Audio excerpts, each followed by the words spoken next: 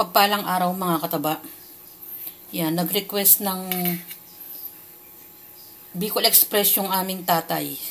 Ilang araw niya na sinasabi to kaso hindi ko maasikaso. Tapos, meron ako ditong hiniwang pork. Yan, tapos dito sa kawali, hindi ako maglalagay ng mantika kasi merong part na may taba ito. Yan. Kasi magmamantika na yan. Para hindi masyadong mamantika.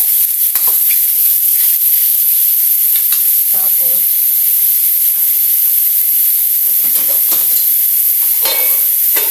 hindi kami mamataba yung takip. Takpan natin. Tapos dito, pinagsama ko na kasi pagsasabayin ko yan mamaya, yung bawang sibuyas. Ganyan lang karami yung sibuyas. Gintuto ngayon. No, pwede na namang magkwintas dyan. Tapos yung ating alamang, nilalagay ko muna sa plastic para hindi umamoy. Powder na panggata. Pwede kayong gumamit ng kahit na anong klaseng panggata. Pwedeng yung liquid or yung pinipiga. O ganyan yung ating mga ingredients. Tapos yung ceiling green, mamaya ko ihihiwain para hindi mangitim. O, ganun din yung, lagyan nyo rin ng siling labuyo kung gusto nyo pang mas maanghang. Kasi nga sinabing Bicol Express. Ayan, balikan natin. Mention ko, kusayang magmamantika. Natutoast din yung baboy. Nilagay ko na yung bawang sibuyas. Tapos, maglagay na tayo ng mga konting pampalasa. Paminta. Dagdagan natin.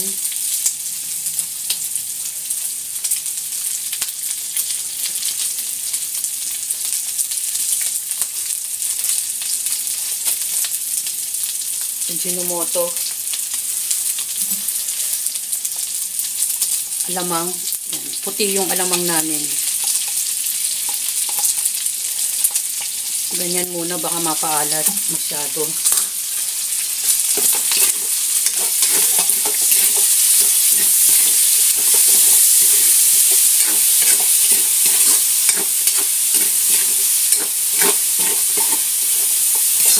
Hayaan natin lumasa yung alamang at mabisa bago natin ilagay yung mga susunod na ingredients.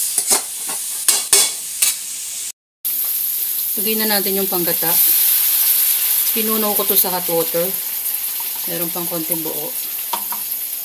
At yung ating ceiling green. Maamoy yung ceiling green mga kataba. Ibig sabihin, maanghang to. Kasi merong mga ceiling green na, kahit yung ceiling red, na hindi masyadong maanghang.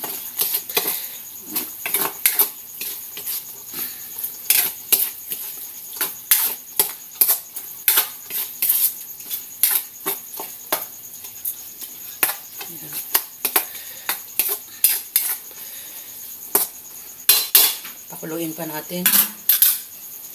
Saka natin tikman mamaya. Tikman natin kung anong kinahinatnan. Ay, ang sarap. Maanghang-anghang. Halos luto na to. Sarap mga kataba. Maanghang. Kasi nga, itong sili na to, kahit na 3 piraso lang yung nilagay ko. Maano yung ano niya. Anghang niya. Yan, ready to serve na yan.